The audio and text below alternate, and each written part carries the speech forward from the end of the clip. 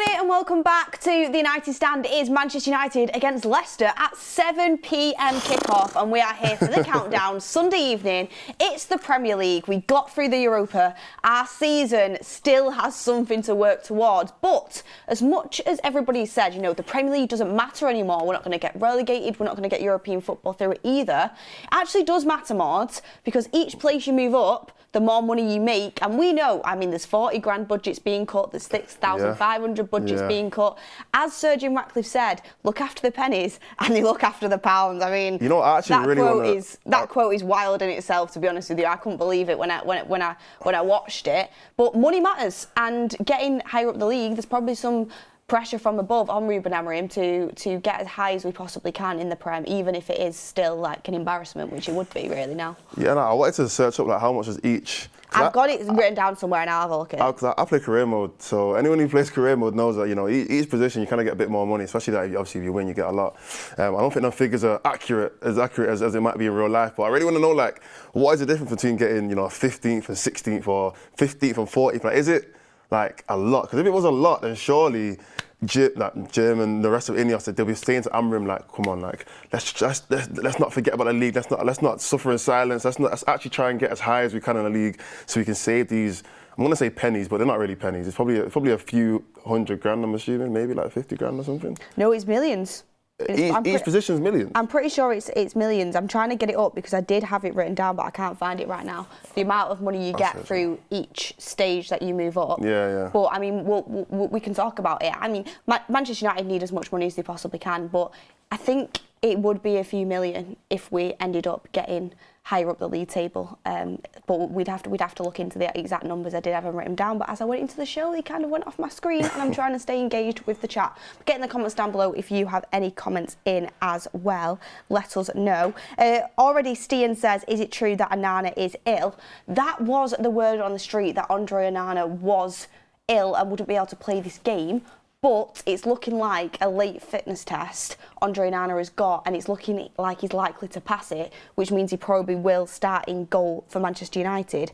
I'm going to be honest with you, I was excited to see me start because it was going to be me that was going to step in. Bayndyr's injured, Tom Heaton's injured, he'd be an academy goalkeeper. I was excited to see what it was about. What are your thoughts on that, Mords?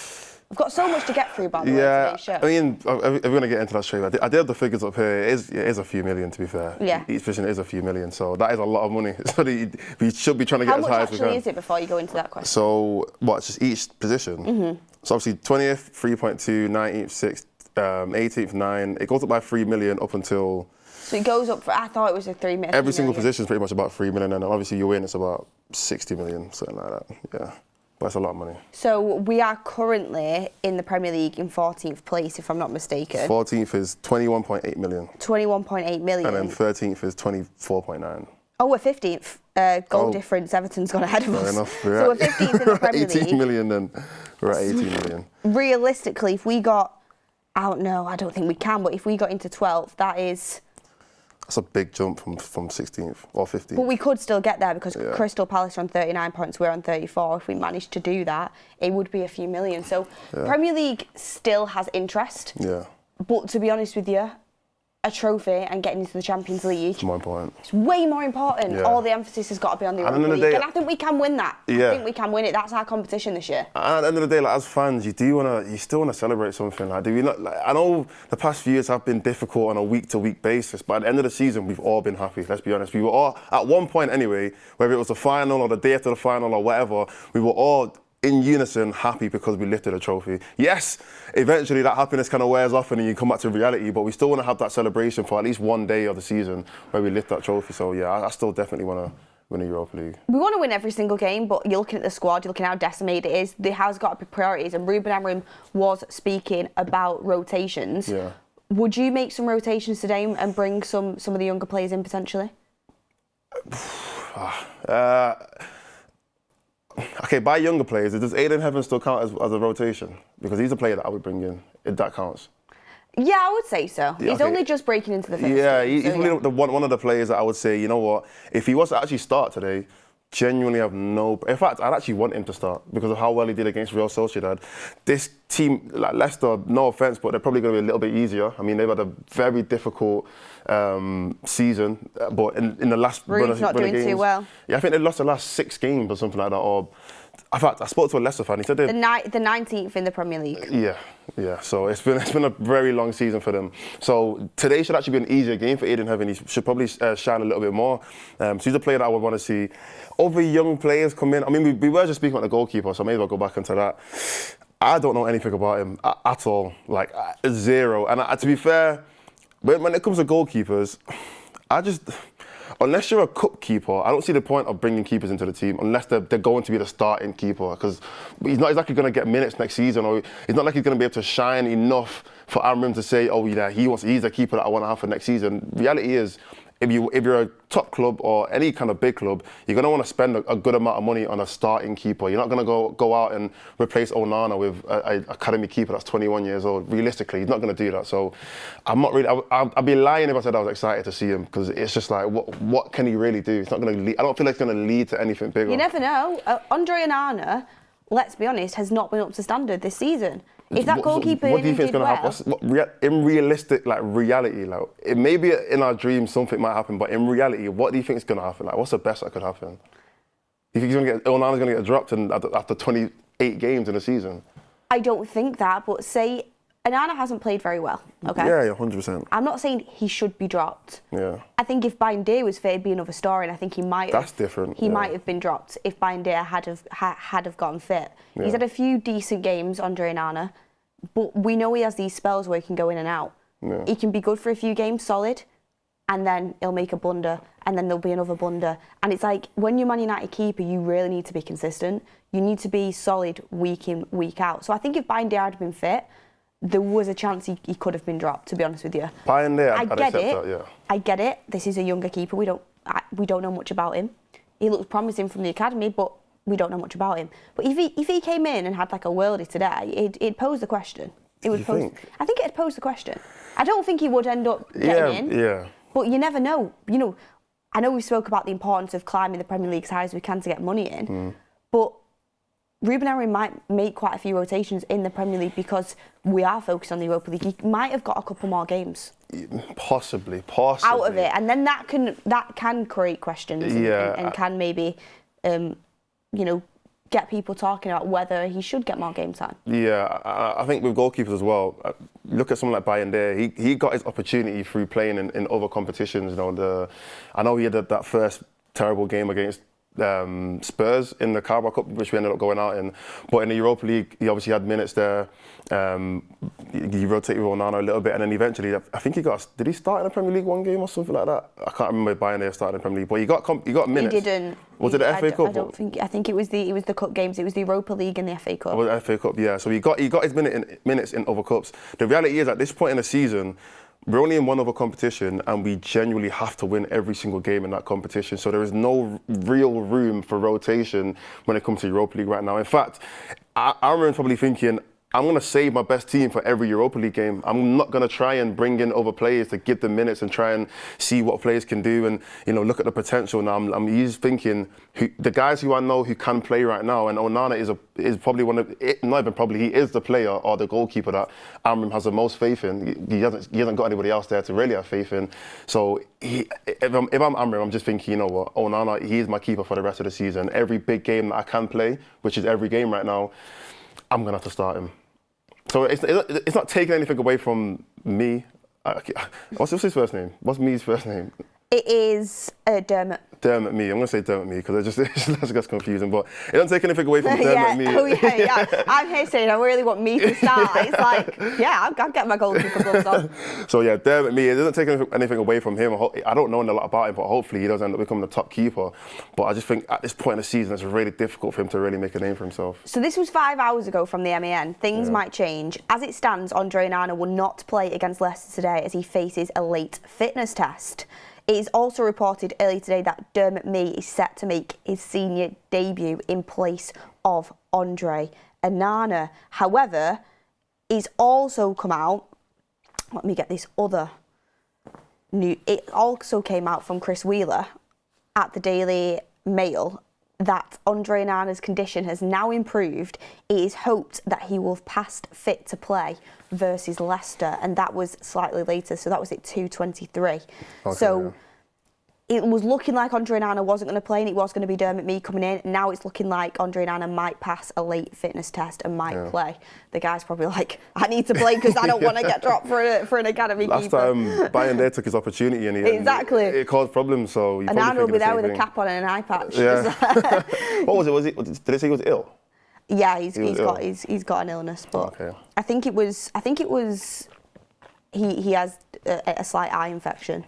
Oh. Which wouldn't be good because you kind of need your eyes. You need your eyes to be able to see. Someone messaged me saying he had the whole season.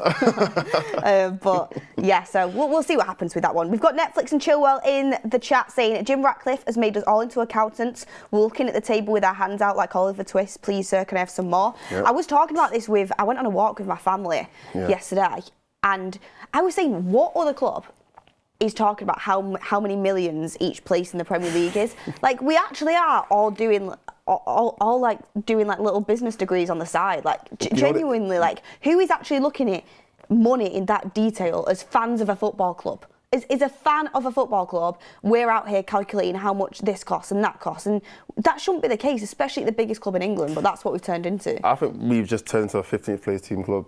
I feel like teams that are in this position probably look at that as well. They probably think, you know what, because for them, their average spend on players will probably be around 10 million, 50 million, around that.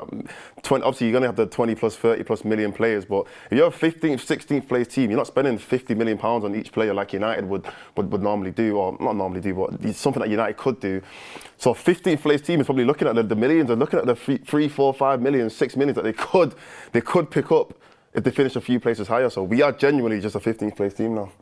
Yeah, it's depressing. It's depressing, but we are on the up. Yeah. Did you know, if we win today, it'll be the first time we've won back-to-back Premier League games. This season? This season. There's no way we've not won 2 Premier League games in a row. Pardon? There's no way we've not won 2 Premier League games back-to-back games.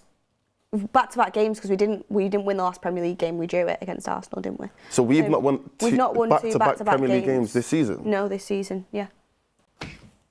Do you know how mad that is? That's crazy. Is that actually true? No, it's a fully true stat. We've not won back-to-back Premier League games. It's a fully true stat, Mordzs. Yeah, that bad. If it won't even be 2 back-to-back Premier League games. I got that mixed up. It's just 2 back-to-back games. We've not won 2 back-to-back games all season. That's not true. That's not true. If Manchester United win today, it'll be the first time of going back-to-back wins. No, we have, because Rude won 3 games. No. So how? Under Ruben Amorim, no. Okay, maybe under Ruben Amorim. Rude won 3 out of 4 games, so he definitely won back-to-back at one point. I need to look into it. Who sent me this information? Right, let me look at that, because that can't be true. That can't be true. Let me get some more stats. We're not that bad, come on. Let me get more stats in. We haven't won 2 back-to-back Premier League games, though. That one might be fair enough. Even that one sounds a bit crazy. But these are some more stats I'll bring in. Man United have beaten Leicester 5-2, 3-0 and 2-1 in 3 meetings this season. Leicester have lost each of their last 3 Premier League meetings without scoring. So, I mean, come on, United. Surely we can get a clean sheet today. Leicester have lost 12 Premier League matches, either side of a shock 2-1 win against Tottenham. So 12 Premier League games either side. And Man United are unbeaten in 6 matches inside 90 minutes, which is their second best run of the season. Their previous high was 7 match stint involving 2 wins against Leicester. So United are in a better spot than Leicester, that's for sure. Yeah, definitely. I mean, I've did a lot of research. Well, I looked into Leicester a little bit to kind of see how their season's been going. This is going to be mad to say. Do we have a Leicester fan calling in? We do. Yeah, we do. I'm going to ask him this question, but our season has actually gone a little bit similar to Leicester's season. Not in a sense of we're not that bad. No, we're not that bad, but both teams, or both clubs anyway, have been super inconsistent. But also, I genuinely, when I looked at Leicester's team, there's quite a few players in their team that I look at and think they should be performing a lot better. Oh, what was that? Oh, Newcastle are winning Newcastle 1-0. I was thinking... Come on. Yeah, we want Newcastle. Yeah, I don't. I mean, It's not two great teams, to be honest with you, but I'd rather Newcastle win than Liverpool for sure. 100%. But anyway, the point I was going to make was I feel like they've got players in their team that should be performing a lot better than they have been. You know, they've got Eriksen, they've got obviously Vardy, who obviously he's getting old, but it's still Jamie Vardy. Like Jamie Vardy's still a Premier League player.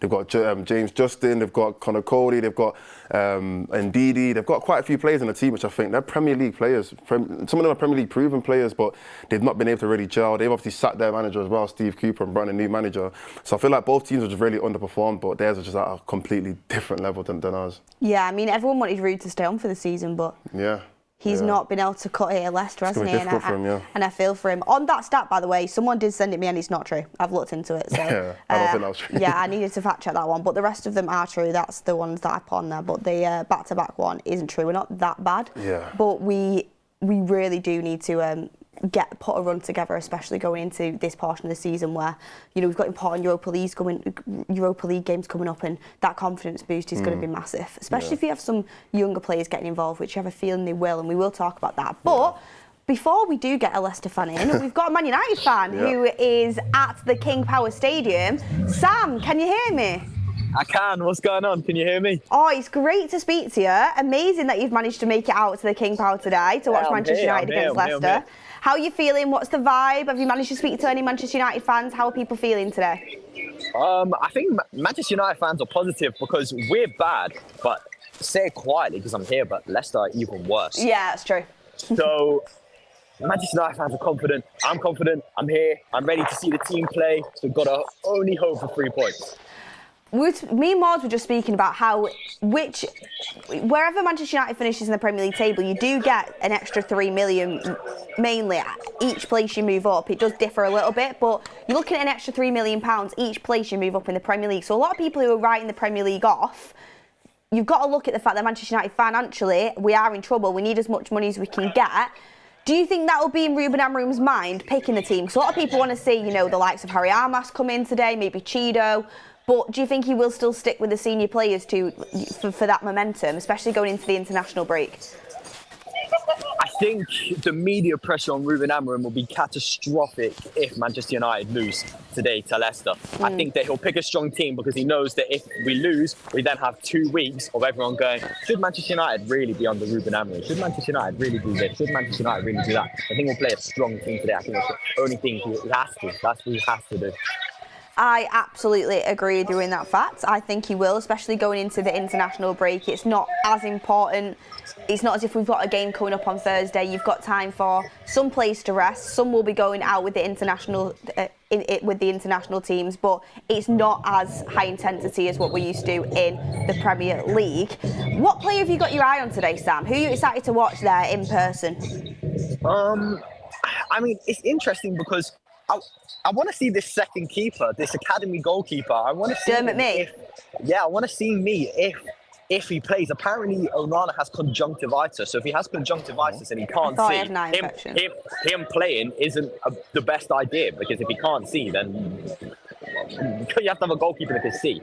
So I think that's interesting. But you know what? I feel like Rasmus had a good game the other day. I think there's a chance if he starts again today, maybe we could finally see a goal. Oh yeah, he needs a goal badly. I'm excited to see Xerxes as well. I think Xerxes is one that just keeps growing in confidence. I mean, Mordzs, have you got anything you want to go and ask Sam there? Yeah, I mean, Sam, you're the news guy. You're the guy who has all the information. Any information on like you might not have the team news yet, but just any other information on the team or even Leicester's team? Well, to be honest with you, I haven't even asked because we were driving here. But the rumours were that Ruben Amorim, obviously we spoke about it in our road trip, Mordzs said that Mason Mount could be on the bench. Will he get any minutes? Leicester, is Jamie Vardy going to play at these sort of, still technically a new-ish manager? Obviously the manager got sacked, but yeah, it's a nice stadium. They'll be up for it. It's Manchester United. It's everyone's biggest game of the season when United are in town. So we've got hope that we can do it. You touched a little bit on about Mason Mount. Obviously, we spoke on our road trip about him. What are your opinions on Mason Mount right now at this point in his Man United career? Is he a player that you want to see continue to grow and develop in the team, or are you kind of in the same mindset as a lot of other United fans where you're kind of a bit tired of the same cycle over and over again, the injuries and a few games and injuries? How are you feeling about Mason Mount? Yeah, no, I hear the United fans' concerns when they're talking about that Mason Mount is always continuously injured. But what I will say is that there's 100% a player in Mason Mount. If we can keep Mason Mount fit, then he will work. This number 10 system is this Ruben Amorim system is built for Mason Mount. He played the same system in the 10 positions under Thomas Tuchel. Obviously, we've seen it's easy to get back in the England squad with Rashford and Henderson recalled. So if he can keep fit, then who knows? He could go to the World Cup. Yeah. If Mason Mount goes to the World Cup, you know what? You got to give him a round of applause because there's absolutely you got to give him a lot of credit. No chance, because that's a difficult team to get into. But yeah, so you mentioned your player to watch. My player to watch anyway was one of them anyway was Højlund, because I mean we spoke about him potentially getting a goal. Who do you think is going to be the goal scorer today? I think Rasmus will get a goal. You know what? Away from the goals. Oh, I also think Bruno Fernandez will score. But away from the goals. Yes, Sam. He's my FPL captain. Yeah, I saw the tweet. I saw the tweet. Another hat trick. Who's top of the league, by the way? The United Stand League for that? Okay, you take it the more serious though. Oh, that's always the excuse for losers in FPL. When you lose FPL, yeah, exactly. Oh, I forgot to do my transfers. Oh, I've not even got the app anymore. Yeah, because you were losing. Because you were losing, so you give up. All right. Go on, Sam. Sorry. Modzs, I think you're bottom of our prediction league. So. No, FPL means more. I don't even have the FPL app downloaded. Because Mordzs predicts wins. Yeah, I predict wins. I support my club. My bad, innit, for supporting my club. I would like to see, away from the goal thing, I would like to see Aiden Heaven play again today. If he can play again, if he can do back-to-back 90 minutes, I'd love to see Aiden Heaven. I thought it was fantastic the other day. So I'd be really interested to see how he could do in the Premier League. Last question. We did touch a little bit on it before. We're probably going to talk about a bit more about it later on. But the young players in the team, you know, Aiden Heaven, a Chidow's finally getting an opportunity to play because he obviously couldn't play in the Europa League. Do you think he gets some minutes and potentially even get a goal today? Yeah, I think he'll get some minutes. I think that him not being able to play in the Europa League helps, obviously, his chance of playing in the Premier League, because he probably would have played in that Europa League game. Maybe not at the tie at 1-1, but he would have definitely come on. Because you see that when he's not there, we can't really change Xerxes and Højlund, because one of them have to stay on the pitch. So it's interesting. I'd like to see Chido play. He's a great player. Get some minutes here against a worse side than us. So yeah. Interesting stuff, Sam. Thank you very much for all of your updates. I would just want to say, enjoy the game, honestly. Enjoy the game. Liverpool are losing. I know it's only early days. Life is pretty good. Today, of course, you want to win and you don't want to go into the international break off the back of a loss, especially against a team that have been underperforming massively and is towards the bottom of the league, the second bottom of the league. You want to go and win, but Man United have got a good track record against Leicester this season. I feel the positive vibes. There's less pressure on the team, which I think could help. I'm feeling a nice win today, so just go out there, enjoy it on this Sunday evening. Less pressure on, and yeah, enjoy the game. You know what? I was going to say, I've only been here for like 10 minutes, but if we just like move the camera there, there's a fan zone with like, you can play Panna, you can play penalties, you can play like Connect 4. Like there's so much more here than there is at Old Trafford. Like all we've got at Old Trafford is a Nando's and like even that, we don't have a Nando's. Even that Nando's, it's not on Old Trafford. The Nando's, it's on White City Retail Park. and that takes too long to get food anyway, so you don't even have any time to eat it. Yeah, true. Yeah, you've got Lou Macari Chippy, that's about it. Yeah, and a Subway. And a Subway. That's about it. Yeah, so Old Trafford does need some regeneration, 100%. We're going to get into that in the rest of the show. But look, Sam, I'll leave you to it. Go and enjoy. Stadium's looking good and have a good Sunday. Thanks, you too. See you later, guys. Thanks. Thank you. See you, Sam. Sam there outside the King Power. I mean, I've got so much I want to get into. Just a little bit of news that has just come in. And this was from the person that broke that Dermot Mee was supposed to be starting for Manchester United. He said, not going to backtrack or delete what I said, I know 100% that Dermot Mee was scheduled to start yesterday and was in the lineup with Onana having an illness, which got confirmed at 3. If Onana does start, it was a last-minute change, which would be very unfair on Dermot Mee. Do you think if Dermot Mee yesterday's been told, you're starting for United tomorrow, it's his first senior start for Manchester United, do you think it would be unfair on the guy to kind of backtrack that a few hours before kick-off? Yeah. No, I think it would be. You're getting your hopes up. Yeah. I mean, it's his debut. You're getting in your head mentally as well. Yeah, and he probably told his whole family and all his friends and all his whole community, like, I'm starting tomorrow. And then, I mean, to be fair, I feel like Onana's done that before. I remember, this was like African Cup of Nations, I think, last season. And he wasn't supposed to play. I think he wasn't supposed to play because he was supposed to go to the African Cup of Nations, and then he literally left the day before his first cup game, his first obviously competition game, just so he could play in that game. And I think Bayern was supposed to start that game and get his first debut, but he couldn't do it because Onana wanted to play. So Onana is the kind of guy who wants to play every single game. So I'm actually not surprised that Onana probably came on today and said, look, I'm ready. I can play. I want to play. So put me back in the team. Yeah, I mean, Ian Tracy just kind of backing up what I was saying before. He says we have not won back-to-back games in the Premier League this season. The last time was when we won 4 in a row in February 2024. It's the last time we won back-to-back Premier League games. And we can't actually do that today because the last game was a draw. But it would get us off to a good start if we get a win against Leicester, and then potentially the next one will be Wow, we've not won back-to-back games. Yeah, it's crazy. Wow. It's honestly crazy. Like when you tell people that stat, like they can't actually believe it. So we can go the whole season pretty much without winning back-to-back games. We could do. I mean, our next Premier League game is Nottingham Forest away at the City Ground. So I don't think that'd be a back-to-back win. That is a myth. Then it's City at home, which actually, to be fair, I think we've got a good chance in, to be honest with you, with the way City are playing at the minute. But let's see. Rob Always United says Beth will spank them at 6-0. I do think we'll win today. I'm pretty confident in it, to be honest with you. Yeah. And you know, we talk about rotating players, you talk about resting players, you talk about the Europa League being super important for Manchester United, but United do not play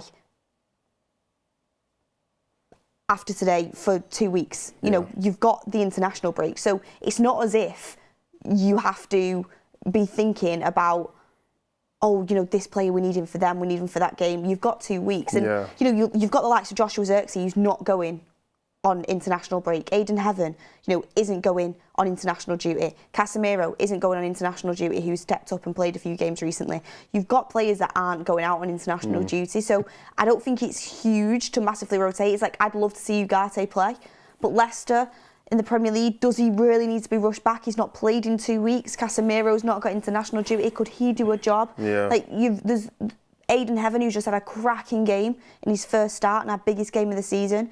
He's not going on international duty. He's a young lad. He could probably play again today. So it's not massive in terms of, oh, you have to keep this player fresh. You've got to keep this player fit, because you have got that break. You have got 2 weeks for Manchester United in the international break. Yeah, no, you're right. I think the reality is everyone who can play, you know, everyone who has the ability to play, like physically has the ability to play, should be available today. I don't think that, like I said, there's no reason for anyone to be rotated in or out, because, I mean, we made it through the Europa League stage now. Well, this stage in the Europa League, I think the next round is like a month's time or something like that. We've got a bit of time anyway before the next time, playing twice in a week. So even after we come back, it's going to be like 1 game a week for a little bit, and then eventually we're going to start playing Europa League games.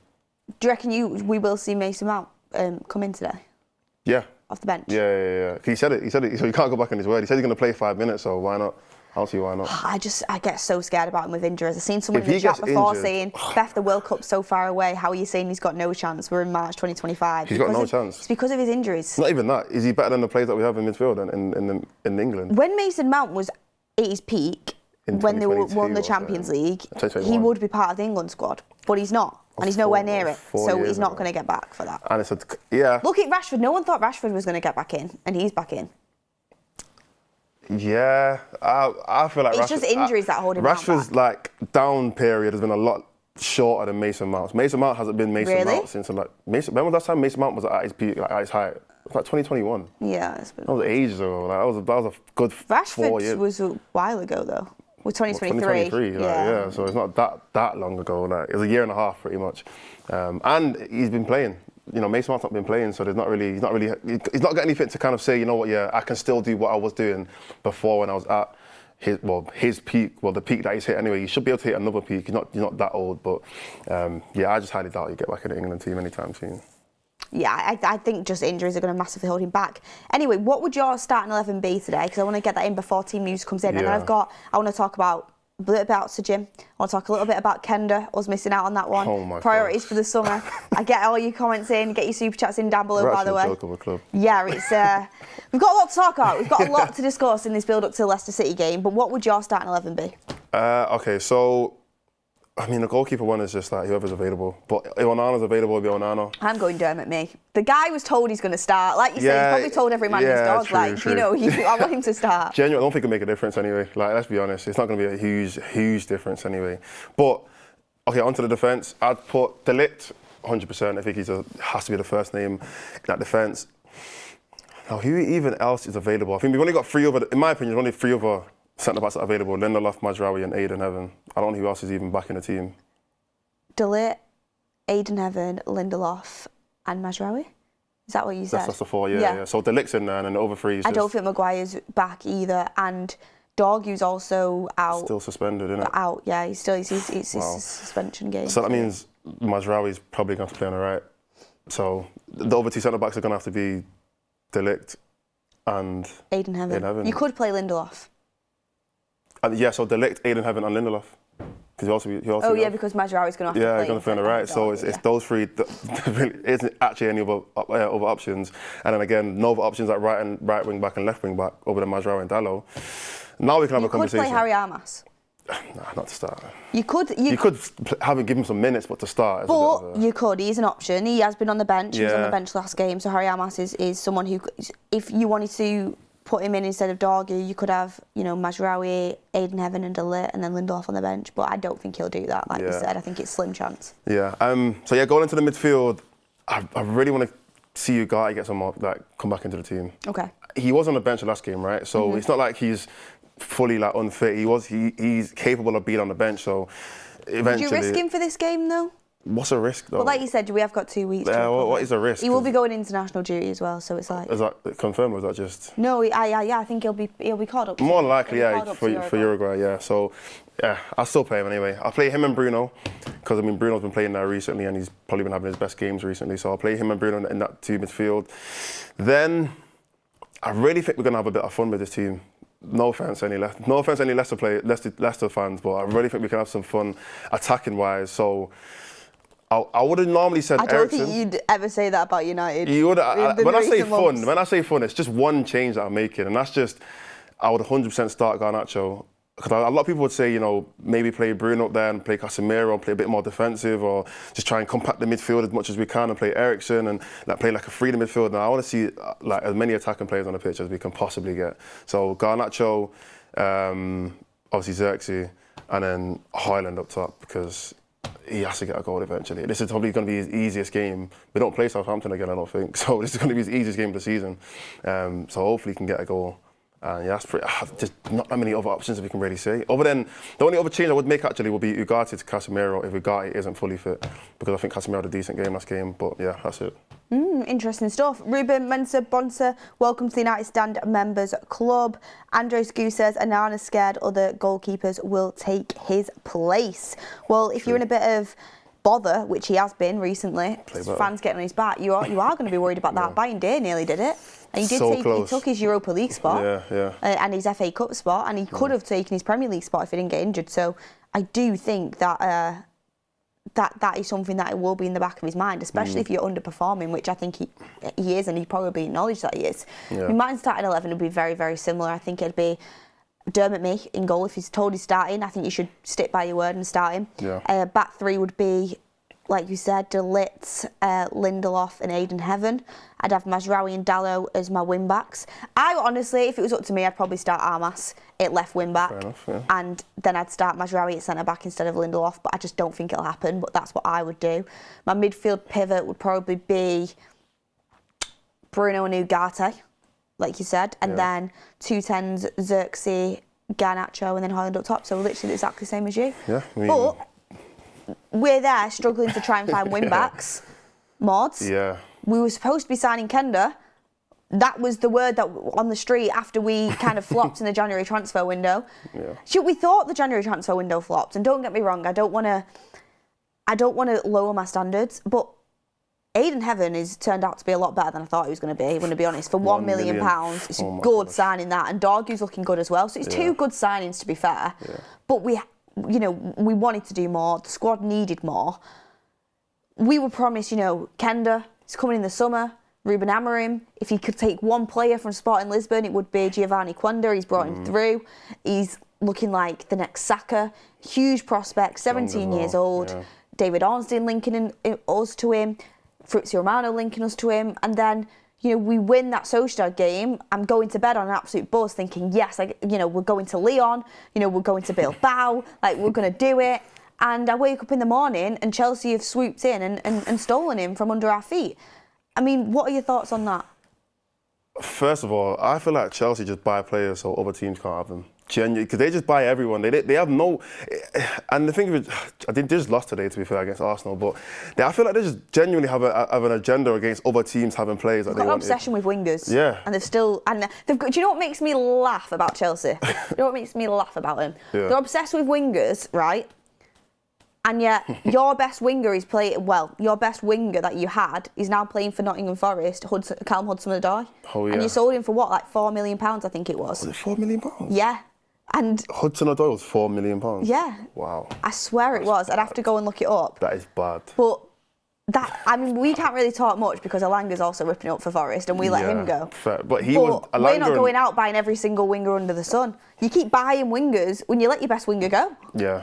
Yeah, I mean, yeah, you're right, we probably can't talk as well. But at the same time, the hype for Hudson-Odoi and the hype for Elanga was not the same. Like, Elanga was like a decent player for, I mean, he got time, he got minutes and he's an academy player. Hudson-Odoi, people are saying he's like one of the best young talents in the country. You sold him for £5 million. £5 million. Dortmund bought Sancho for £9 million when he was 16. Like, to sell Hudson-Odoi for £5 million, that's terrible. That's probably why they've gone out and spent so much money now, because they're just trying to make up what they lost. But anyway, back into the Kenda thing. Yeah, that is terrible.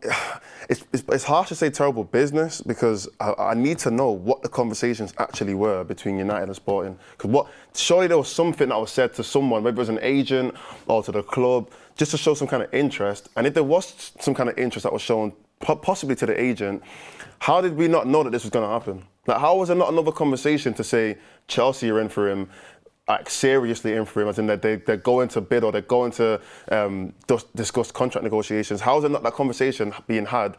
And why did United come back and say, you know what, this is actually one of our main priorities for the summer. We need to actually do something about it. Like, who's in charge? Let's go. I mean, we're probably going to talk about Inos in a sec, but come on, Inos, this is poor from you again. Like, another bad, can you call it a decision? It's just poor management over the club. Too busy planning the stadium. Yeah. We forgot our main transfer target. We need players, like, you're forgetting, we need players to play in the stadium. Like, if we don't buy anyone, then...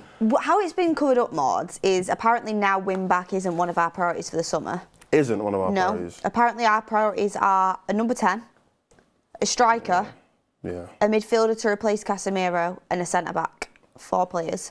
And win-back might not be our solution. We have got some really promising youth coming through, especially on that right-hand side. So we might be looking towards the academy, potentially. Like, you look at some of the players in the academy on that right-hand side that are doing super, super well. That might be something that we're looking at.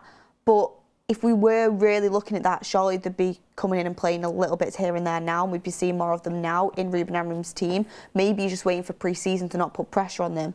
But I honestly think that's kind of been pushed out there because realistically what's happened is Chelsea have gazumped us, and we're probably a little bit embarrassed by it, and we're trying to be like, oh, win-back's actually not our priority anyway.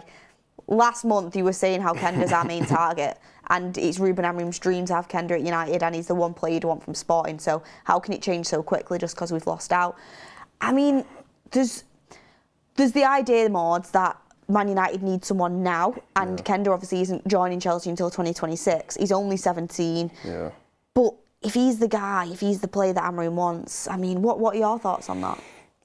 I mean, like, if I'm Amorim, first of all, and he didn't know about this as well, I'd be fuming. I'd be so fuming. And to be fair, I wouldn't be surprised if he didn't know, because he's not going to be the guy who's really involved in the negotiations. He's just telling the club, this is the player that I want. So if I'm Amorim, I'm going to be absolutely livid, because that's another player that, I mean, he knows Kenda, they obviously play together. And he's not specialised, but he's a more suitable right wing back than any of the options we have right now. Maybe other than Ahmad. And Ahmad, really and truly, we kind of want to play better further forward anyway. So Kenda is almost a perfect player that we need in this system to play in that position. Now, yeah, you might be right in terms of like the young players coming through. Not like Kenda's 17 anyway, you know, he's a very young player, so it's not like he's a 28-year-old, 29-year-old, 30-year-old that we're trying to bring in. No, we're bringing in young players as well. So I mean, again, we're going to go into Ineos, but poor from this ownership. I'm frustrated by it. And at the time, I was like, how have we fumbled that? We look silly. Yeah. Especially, the reason we look silly is because it was Amorim's main target, and we know that. It was put out there by Ornstein how much, United have tracked him and wanted him. Ornstein's like top tier. Amorim wanted him from sport. I've spoke to Portuguese journalists that are very close to that sporting side and Amorim, and they literally said to me, if I know all United fans want Gyökeres, but if Amorim wants one player from Sporting, it's going to be Kenda. Yeah. So that's why I was frustrated, because we've missed out on the manager's top target. Yeah. And Ruben Amorim's first proper summer, his system is so reliant on wing-backs, it really frustrated me. The more I've thought about it, the more I'm like, do you know what? There is other options out there. It's not the end of the world. He is only 17. There is going to, he does look quality already. If you're good enough, you're old enough. Look at, I'm not comparing him to Wayne Rooney, but when you're good enough, you're old enough, you will make it. And he's looked good in the Champions League setup, and he does look promising. But there is other players out there. I've seen people named Frimpong, who's constantly been linked to us. It's never gonna happen. There is other players. I know it's hard to. It's never gonna happen. You're way more attractive if you win that Europa League trophy in the Champions League. But for the amount that Chelsea have paid for a 17-year-old, there is other options. Don't get me wrong, I wish we would have got Kenda, and I do think it's embarrassing. Yeah. And then I started to think about it a little bit more, and hear me out, okay? So apparently wing-back isn't really our priority now. Yeah. Even though that area is really crucial to Amorim's system. Apparently it's 2-0. Pardon? Apparently it's 2-0. Yes! It is. It's like, they're actually Love going to that. lose. Yeah, and again, Stissy Vlog says, what about Roger Fernandez from Braga? He's someone that we've been linked to that apparently Ruben Amorim really likes as well. His connections with Braga, young player. So there is other players out there. People have mentioned Roger Fernandez. People have mentioned Frimpong. Yeah, people mention other right wing-back options, right? And also apparently Kenda doesn't want to play right wing-back. He wants to play right winger. All right, so yeah, it's frustrating, but we move on. I was thinking this. What about Ahmad as the wing back? He has been permanently. He was very, very good at wing back when he played. He scored a hat-trick. He scored a hat-trick from wing back. Okay, yeah, we've used him as a right 10. Yeah. Because our attacking players aren't very good, let's be real. Like, they've got a little bit better, and Xerxes flourishing more now. But Ahmad had to be used closer to goal because he was the only one that looked like he could score. Ahmad is great at anticipating tackles, anticipating where the ball's going to be, hunting down the ball, flying up that wing. What about if you went and got, for example, an Mbuemo from Brentford, playing him in that right-sided 10 role, and then you've got Ahmad as your right wing-back? I think that could work.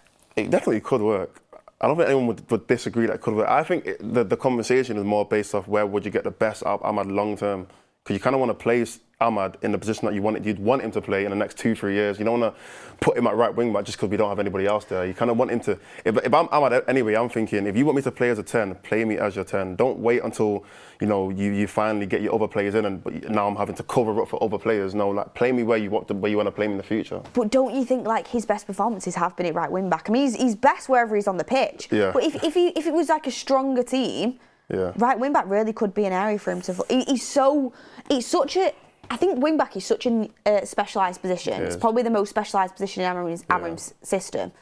But Ahmad literally ticks every box for me in that position. It definitely works. As I said, it wouldn't be a problem seeing Ahmad at right wing back. And I think a lot of fans before he was injured, there was a period of time where everyone was saying, you know what, that Ahmad and Mainu combination, where Mainu playing 10 and Ahmad's on the right wing back, was actually working for a couple of games until they both got injured at the same time. But yeah, I mean, I don't know. It depends on how Amorim looks at it. I think it would work. I'm just thinking long term, he might still want to get in an actual like fullback or right wing back who actually plays there, so then Ahmad can be a bit more free in his position. But I think Ahmad could actually play there. Yeah. Like he's as good as I've seen. Like he's so good there. Yeah. And I'm looking at Mbuemo. He's such a player. He's going to get you goals. He's going to get you assists. He's athletic. He could also rotate. Him and Ahmad could swap. I think he could play wing back if he needed to as well. Mbuemo. So if he needed to, I think if you were bringing him from Brentford and you were kind of selling in the project because there's going to be a lot of people interested in him, you'd want to play him right-sided 10. He has to play right-sided 10. That's his position. Yeah. But I think him and Ahmad linking up, like the athleticism, the power on that right-hand side, it could be really exciting. That's just a thought from me. It's going to be expensive to get Mbuemo though. Yeah, it will, but we're United. Like, I know we're 15th, but we've still got to be United.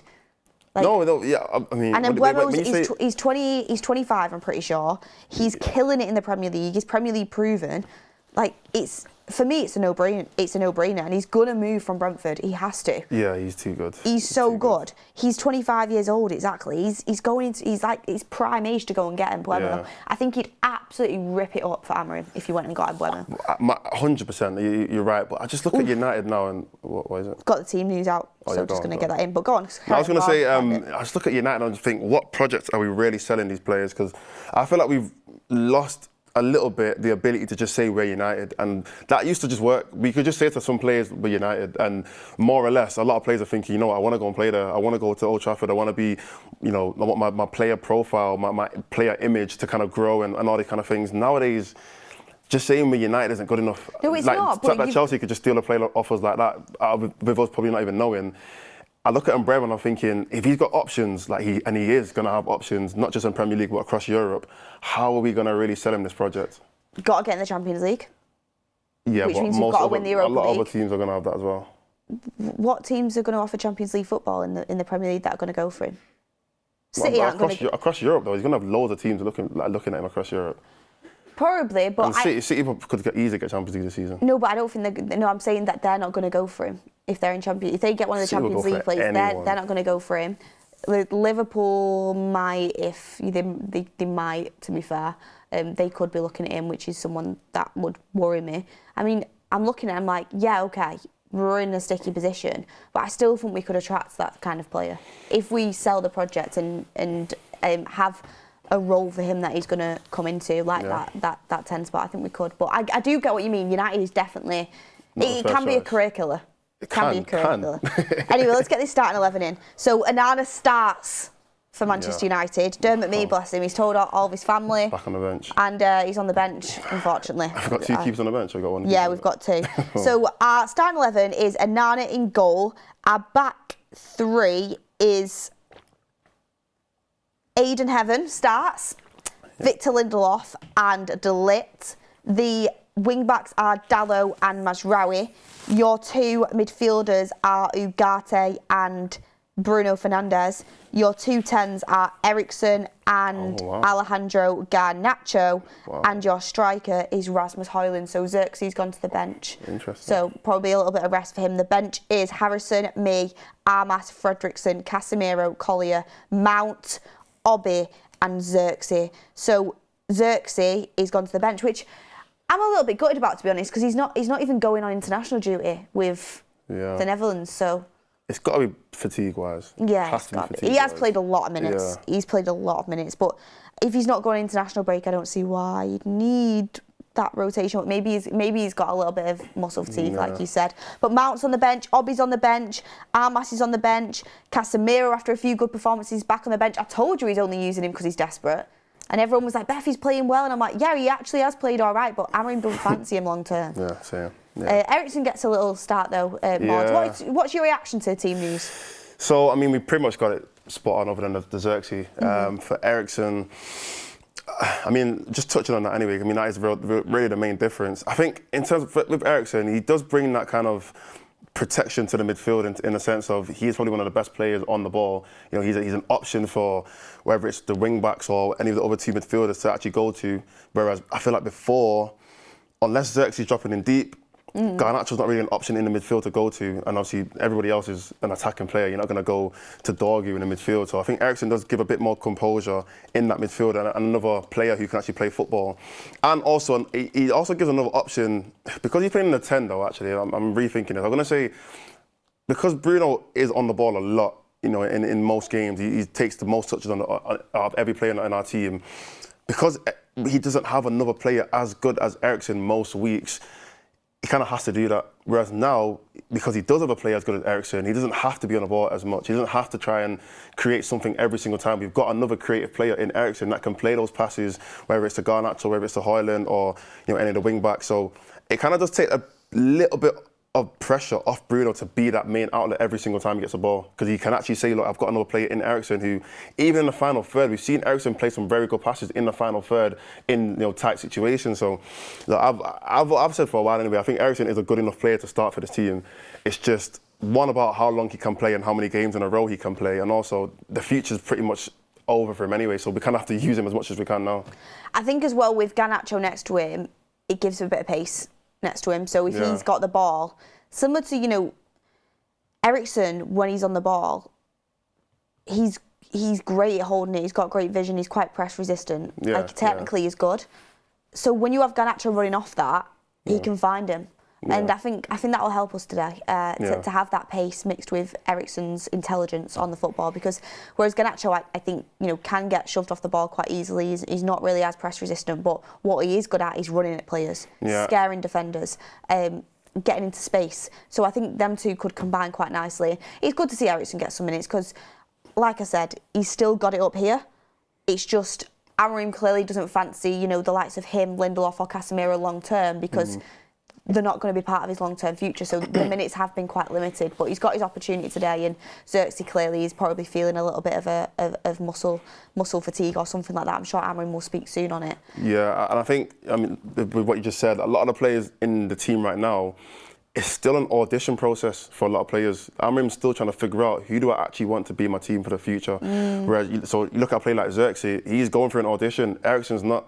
So the reality is, if Amorim has a choice to pick one player, he's going to pick the player where he's still trying to understand the game and he's still trying to see if that player is going to be good enough for his system in the future, which is a reason why, like you said, the Casemiros, Lindelofs, Eriksens, Johnny Evans, all these players who possibly could play games at some point, they're not going to get picked because I'm thinking, you know what, I'm still trying to figure out my team. I'm still trying to figure out who's going to be here next season. Or the players who are going to be here next season, are they going to be good enough to start in this team?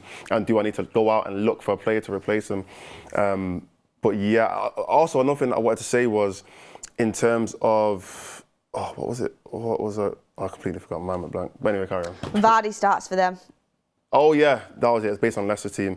So obviously Leicester, the way they play is they're playing three at the back right now. They're playing five at the back, kind of, similar to what Amorim's playing. So I feel like they're going to really focus on that low block and really try and make it difficult for United to get through. So in terms of the whole like Garnacho being able to run, that is a factor, and I do think that will help today. But we're probably going to hold a lot of possession in their half.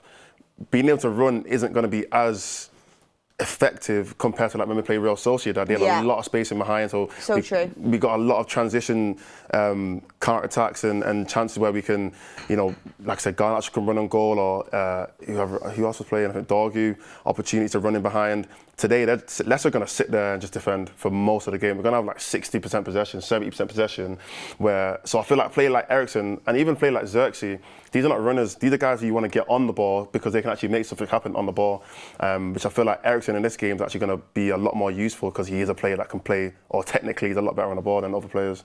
Yeah, it's like Amorim knew Ricky was back from Spain. Ricky's on the forum today, by the way, guys. He's watching the game in the studio with us. So he'll be buzzing that Eriksen's starting. So it'd be nice to see him out there. I think he's a good footballer to watch. I really am gutted that Xerxes isn't starting though. It has to be due to injury, because even if you wanted to give Eriksen a run out, I would still play him striker over Højlund still at this point. Personally. 100%. So it's got to be something to do with like fatigue. It has to be, especially because he's not gone international break. Aiden Heaven starting again, this time in the Premier League mods. He looks like the real deal, doesn't he? I don't want to get too excited, but you know when you just know? It's like when you know, you know. I'm getting excited. I don't care. I don't care what people say. What are you going to call it? Play FC? I'm not saying he should flip and buy the club or anything, but look, I think Aiden Heaven, from what I've seen so far, he's a bargain, because £1 million, that's like championship money. That's the kind of player you'd buy for League One or something like that. We bought him for a top Premier League, a big Premier League club, and he's got the ability to start for a big Premier League club. That is the biggest bargain we're ever going to have, ever. I don't think we're going to have a bigger bargain, or we've had a bigger bargain than him. Maybe like in Fergie days, something like that. But in terms of his game, the maturity levels at 18 years old, I mean, we looked at Euro, who, again, is another great player at a young age. But how much did we buy Euro for? Like, we bought him for around, I think it was around 60 million. 60 million for Euro. Again, great player, nothing against him, but in my opinion, Euro and Aiden Heaven have very similar qualities. They're both, from what I've seen so far, yes, we need to give Aiden Heaven a bit more time to really see what he can do against better teams and get that experience. It was 52.18 million, it was 62 million euros. Okay. So it was 52.8 million pounds, potential add-ons with 8 million euros add-ons. Okay, fair enough. But it's still a lot of money anyway. Yeah. So the point I'm trying to make is, in the future, future, that could be two of our starting centre-backs. One of them was 1 million and one of them was 52 million. And I think the fact that, like I said before, I think Aiden Heaven, from what I've seen anyway, he's got similar attributes to someone like Euro. He's got that pace, he's got good awareness on the pitch. He makes a lot of interceptions, a lot of good tackles in the middle of the pitch. On the ball, very composed. He's not super erratic, gets the ball and he just thinks, let me go for a long ball. No, we can actually play it out and, you know, work with the other defenders and the midfielders to actually play football in the middle of the pitch. And I think he's just got, like I said before, the maturity of an 18-year-old, the way he plays. Even his energy in the stadium, he's got such passion. Like he's always just like trying to get the crowd on their feet, and he seems like he really actually wants to be here and wants to play for the club. So, you know, I'm very happy, and I'll get excited when people don't want to. Seems super calm and composed as well, and that's such a good quality to have as a centre-back. Like Varane had that, and it made Varane. It was one of the strings to Varane's bow that made him such a complete centre back and such a top centre back. And I think when you have that calmness about you as a defender, it gives you that confidence, and it gives your teammates confidence in you as well. I also think he's super suited to a back three on that left hand side, because he's so good on the ball and he's so good at driving inside. And I think that was a big reason why Patrick Dorgu could get as high up the pitch as he did against Real Sociedad. Yeah. Because Aiden Heaven, he's got pace, he's got a spatial awareness, and he was allowing Dorgu to push up and he was covering them areas. And he's left De Ligt did really well helping him cover as well, and that leadership, and being left-footed too. It helps so much. Especially with Lisandro Martinez. Obviously, Lisandro Martinez is a senior left-sided centre-back, and he was progressing under Ruben Amorim, and we all love Lisandro, but he is injury-prone, like he is. So to have a young player at that age coming through and already looking so comfortable, it's exciting for Manchester United because you need strength in depth, and with Manchester United also looking for a centre-back in the summer again, it shows how important they are to Amorim's system, and Aiden Heaven, £1 million, it's looking good. So hopefully he has a good evening against Leicester. And what I will say is, again, his work will be cut out for him. Like, I know people say, you know, Leicester haven't scored, and, you know, all these bad stats about Leicester, and they've not scored a goal in the last 3 Premier League games, and they're not doing very well. But Jamie Vardy, right, he is a handful, and he's a Premier League striker that has been one of the best Premier League strikers. He's a legend. He is a Premier League legend.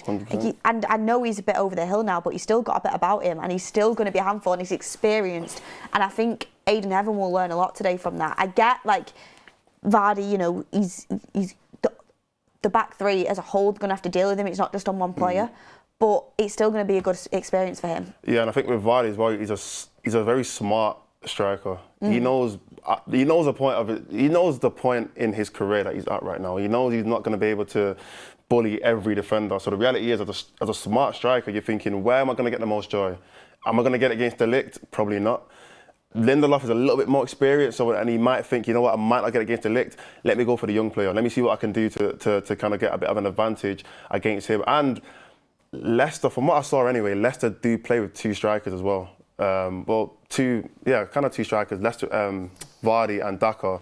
Again, another quick player. I don't think Daka's been playing that well recently, but yeah, Daka another one, El Khanous, he's really good as well. So it is going to be. I want to say, is it going to be a difficult game? I don't know, innit? But because Leicester just not that good. But there are players that can cause harm. There are players that if you give them the opportunity, they're still Premier League players. They've still got the ability to do something with it. So, I mean, we've got a Leicester fan coming on now. You'll probably explain a little bit better. But I do think like we should take them a bit more seriously than it looks in the table, because look, at the end of the day, we don't want to just give them their first win in like 6 or 7 games. Yeah, exactly. But Aiden Heaven does look super promising. You just can't take any team for granted. And I think some Premier League experience from the start as well is going to be great to see. Yeah. Ruben Amorim has said on the team news, by the way, he said, we felt we needed to rotate some players because we need to be fresh for this game. Casemiro played 3 games in a row, so it's good to give him a rest. I mean, we are going into the international break where he's also not going to be playing football, but I kind of get what he's saying, and I'm hoping that's the case for Xerxes, that the fact he just needs rest. And he also speaks on Mason Mount's return. Mason Mount, forget he's a Manchester United player. He's a young player, but very experienced in this league, and it's good to have another player back. Let's just hope he can stay fit. He's young. How old is he? Mason Mount is 25. Still not young. He's all right. He came through super young. It's just his injury problems. You'd like to think he could bounce back from that, considering his age, but it's just they've been so reoccurring that it's hard to see past that. But I'm not I'm not getting my hopes up for Mason Mount. Let's just see how long he can last. But we are joined by a Leicester fan. We have Manny joining us. Manny, thank you very much for joining us. Welcome to the show. Good evening, guys. How you doing? Great. We're doing great. We're doing very, very well. Evening kickoff, 7 p.m. at the King Power. I mean, how are you feeling as a Leicester fan? It's been a pretty tough time for you recently, hasn't it? And what are your thoughts and feelings on facing Manchester United and the game as a whole? Loving life at the moment. Nothing better than getting spanked 12 out of the last 13 games. Apart from that Spurs win. Oh, well, everyone can beat Spurs, though. And We can't. We've lost them 3 times this year, but everyone else can. Really? We haven't scored a home goal since, I think, December the 5th. Try and figure that out when your team scored a home goal for 4 months, roughly, something like that. Maybe Aiden Heaven hasn't got his work out then. Wow. You don't have your work cut out. As bad, you guys could play your third team. And as long as your players are on it and they want it today, then they should beat us. We are horrifically horrendous. There's a couple of bright spots, but, you know, I take it from someone who's been watching Leicester a long time. We've had some good teams in the past. Not so long ago, we had some really good players and really brilliant teams with not just the title-winning team, but the team after that with Brendan, when we had players like Maddison, Barnes, Tielemans. Yeah. Now it's pretty ugly. It's really ugly being a Leicester fan at the moment. I've got a question. Based on what you just mentioned about how your team's kind of transitioned, what is the biggest difference that you feel like has changed in, let's say, the past like 5 years or so? Because you kind of went from, obviously you won the Premier League back in 2016, then you went on to win an FA Cup a few years later, then you got relegated, then you won the Championship, and now you're back in the Premier League, and now it seems like you're back to being bad again. What keeps on changing? Because Vardy's been there the whole time, so what keeps on changing? It's actually the same element that determines whether any club is successful or not. It's the quality, the strike rate of your recruitment that matters. So once upon a time, we could find a bargain like Riyad Mahrez for 450,000. We could find N'Golo Kante for 5 million. Jamie Vardy's 1 million. That recruitment is insane, by the way. It's not just that. I mean, Robert Huth, 3 million. Wes Morgan, 1 million. Christian Fuchs, free transfer. Danny Simpson, 2 million. Danny Drinkwater, 1 million. If you find those kind of bargains, you can obviously have excellent success, even the kind of success that we did have. But then all of a sudden, you know, one day we sold Harry Maguire to you guys for a lot of money, and we had to replace Harry Maguire. So we bought Wesley Fofana for £30 million. And Wesley Fofana, unlucky with injuries, but sensational talent footballer. But when we sold Wesley Fofana, we didn't replace him with the next Wesley Fofana. We replaced him with Yannick Vestergaard, a 29-year-old donkey at centre-back. We just beaten them 9-0. And so what do we go and do? We go and sign 2 of the defenders that we beat 9-0. That is the kind of situation that is going to put you downwards properly. And there's actually a lot of similarities between Leicester and United. You know, I'm old enough and ugly enough to remember the sort of Steve Bruce days, and I've seen all the iterations. You know, if you keep signing players who want to wear the shirt and don't just come because you're giving them a big fat contract, then you've got half a chance. Obviously, you need talent and commitment, discipline, determination, all those elements too. But there is a big problem when you're signing players and they don't really want to necessarily play for you, or they look at you as like a stepping stone. They just want to take their money, and if it goes tits up, excuse my French, they'll just jump ship. So if you're a good player, you know, even in this, we're at the stage now where we're so far adrift that any of our decent players are probably thinking, well, I'll be out of here in the summer, not my problem anymore. It's an issue.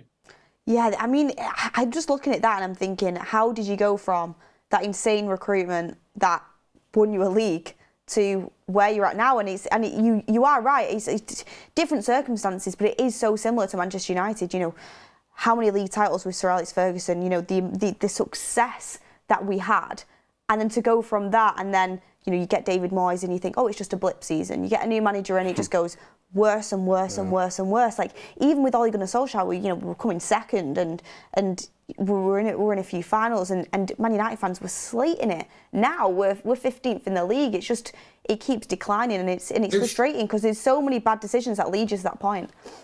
I remember the first United team that I can remember is sort of Dennis Irwin, Paul Parker, Pallister, Bruce, Kanchelskis, Paulin, Sparky Hughes. That first team, the class of '92 team, and then the next team with Tevez, Van Nistelrooy, Ronaldo, Rooney. All of those players, whether they were the star players or they were the squad fillers, were absolutely determined to win. Mm.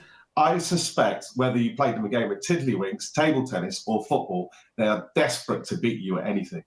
I think sometimes some of the generation of players that you've signed since Fergie, the players are like, yeah, I've arrived. As soon as I've signed the contract, 200 grand a week, but I can sit back and relax now.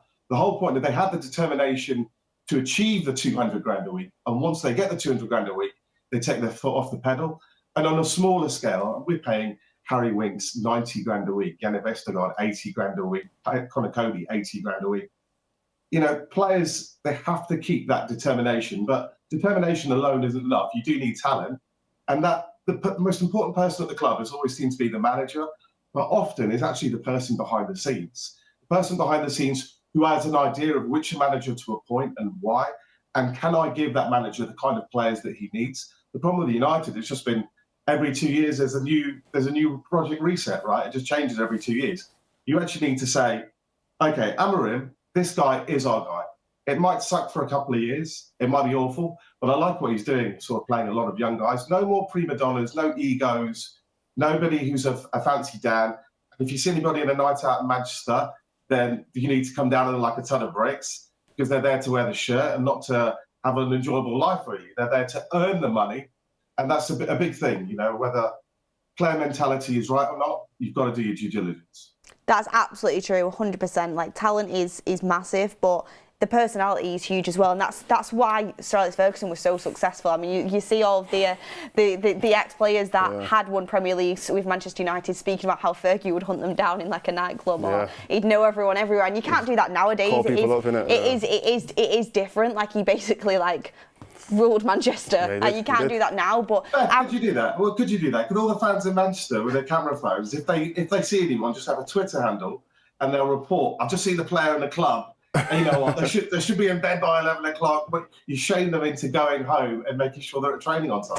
Well, you have to hand your phone in at most clubs in Manchester nowadays. Very secret. But I think Rashford got found out, hence why he's playing at Aston Villa. And Amorim has got that side to him. And I really do agree with everything that you're saying there. Recruitment is absolutely massive, and Manchester United have been an example of how not to recruit. It's been diabolical. It feels like could it even get any worse? I think the one player that stands out to tick the boxes that you were talking about, having that determination, wanting to earn the money, and has been probably one of our only, but definitely our most successful signing post Sir Alex Ferguson. He's starting today's captain side, is Bruno Fernandez. Bruno Fernandez is a very interesting player because I know most rival fans don't like him but can appreciate the talent. Some people don't really fancy him. He's quite a divisive player. But what are your thoughts on him for Manchester United? Well, the talent is clearly there. There's no question mark over his talent ability. And actually, I watched the Sociedad game in preparation for the weekend. His work rate's high. He's not just in the attacking areas. 100%. It's not just he wants to score goals and do the sexy stuff. He's willing to actually try and chase back, track a runner, do the ugly stuff too. I think the problem comes because, it's his Latin way of, you get a bit petulant, the ball doesn't get given to me on time, I wanted it first time, you're not doing your job, and he throws his hands in the air. And someone like Roy Keane doesn't like the body language of someone throwing their hands in the air and getting annoyed. I'd look at it a different way and say, his standards are very, very high, and he gets annoyed when other people don't match those standards. I don't think you can really question what Bruno's delivered during his time at United. He's been a shining light of the club. And there's a couple of others. I mean, I like the look of Ahmad a lot. Ahmad looks a brilliant kid, great attitude. Dorgu as well. I think Dorgu looks like, at least he's got the right attitude. He's willing to work hard. I saw him again in the Sociedad game. It's 90 minutes. You're winning the game 3-1. But he's still charging down the wing. He's not being lazy thinking, 5 minutes to go, we're 2 goals ahead, I can switch off. They're on it. And good players are always on it, no matter what the scoreline is, no matter what the time is, no matter what the match is, the situation is. So, there are some green shoots of recovery for you guys, for sure. Yeah, I mean, I want to talk about today's game. Other than, we'll talk about it briefly. So which players in your team do you feel like, let me just start with this question. Which players on our team, you spoke about Bruno, and obviously Ahmad's not available, but which other players that we do have available do you feel like could actually be a threat today? Big threat's going to be Garnacho today. If you remember the game last time we played at Old Trafford, Garnacho didn't actually start, but he came on the second half, and they put him one-on-one against James Justin, and he gave James Justin a torrid time. He was beating him one-on-one for fun. We tried to double up by changing the right winger to try and get extra protection. Still wasn't enough. So Garnacho is a bit of a hit and miss player, in my opinion. One day brilliant, one day maybe a bit casual. But today, if he's on it today, like I said, if you guys are on it today, the talent is clearly superior to United. No Leicester fan would ever argue that we're a better team at the moment anyway. But he should have a particularly good field day. I think we changed our system recently from a back four to a back five. So there will be a bit of space in behind our fullbacks. And particularly down our left-hand side, we've got Victor Christiansen playing left wing-back. And we've got Luke Thomas, who is a left-back, playing as a left-sided on as a three-man centre-back. Luke Thomas is horrendous. Absolutely awful. Would he start today? He's starting. He apparently starting. That's what I've heard. My team it's the same team apparently that I've heard that we played against Chelsea in our last match. Okay. Yeah. Maybe you can write that, but look, we're that desperate because he's starting. Somebody plays 5 horrendous games in a row, so you give the next person in line a chance, but the next person in line is even worse. So it's not a lot to be excited about. Although Luke Thomas did score a good goal at Old Trafford, I think during the COVID times in a cup competition. He scored a left foot volley, I think. It might be the Cup or League. So he does have the odd good game, but he's a terrible player. So I would look at Garnacho, if he plays down your right-hand side, should have a field day down there. Wow. Like Beth said before, I think a lot of people are very split on certain players. Bruno's one of them. I think Garnacho's another one. There's a lot of people who are huge fans of Garnacho, and then you got a whole other side of people that are just he's not good enough, or he's not ready, or he's a bit bench player. Yeah, he's just a bench player. The fan base is very torn, in my opinion, anyway, on whether or not Garnacho is the player for us right now. Anyway, I'm in the camp of actually selling. You do have to, it's PSR situation, so you do have to actually make some sales to generate funds. And, according to Man United's financial situation at the moment, you are going to have to get some money from somewhere. Mm-hmm. So there's always that. You see some young kids, there's a lot of hype about them, and you could cash in on that hype. And if the player moves on to be a brilliant player, you made a mistake. If the player doesn't quite deliver, then you've had a good sale. I mean, I'd argue that Chelsea did well to sell Mason Mount to you for 60 million quid. Massively well. Definitely. They've used that. Someone could say that they used that 60 million quid and spent 40 of it to buy Cole Palmer, who played in a very similar position. So it all depends on what you do. So I would sell Garnacho if you could get. What are you going to get for Garnacho? 60, 70? No. I'd say 50, By 60. now, it's max 50, I think. 55. It's going probably down. It's so real. You can buy, there's a winger out there who I think Liverpool are being linked with at the moment. Malik Fofana playing at Lyon. He's 19 years old, future Belgian international. He's going to cost about 50 million euros. The kid is absolutely sensational. I think he's a better player than Garnacho. So I would look at a player like that for sure. You mentioned Mbeumo. That's a great shout. He's been an underrated player for a long, long time. Rapid in the Premier League. He's absolutely rapid. Set piece delivery. Fantastic player. Underrated. There's another option too. And it's the attitude as well. I know I mentioned it about Bruno, but Bruno has years of actually performing for United. So I can tolerate him kicking up a stink when something doesn't work out. But when a young kid does the same, well, excuse me, you haven't had years of performance where you can start telling people you're not good enough. So I like to see people who sort of, if you're younger, keep your head down and get on with it. Yeah. And if you're older, then be a bit more vocal. Yeah, well, I agree. I think that's a great point on Garnacho. But moving on to other players in Leicester's team.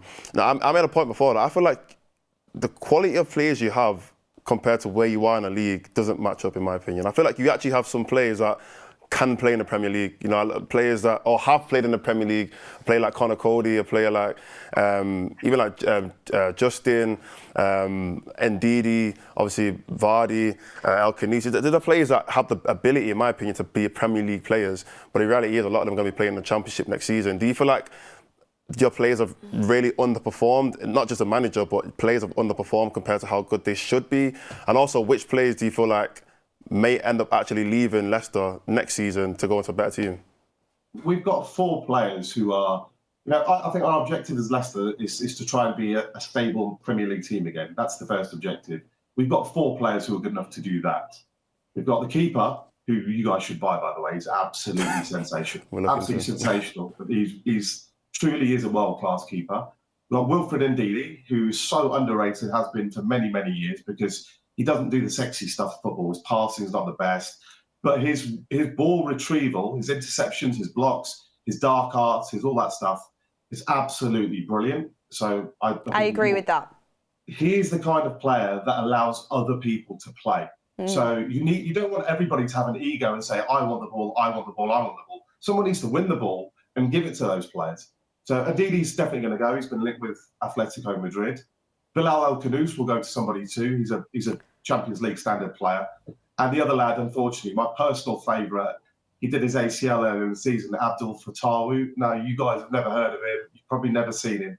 But this boy is brilliant. He's electric. He's got the best attitude, extremely high work rate in defence, but he's a brilliant one-on-one. He beats people on the inside, on the outside.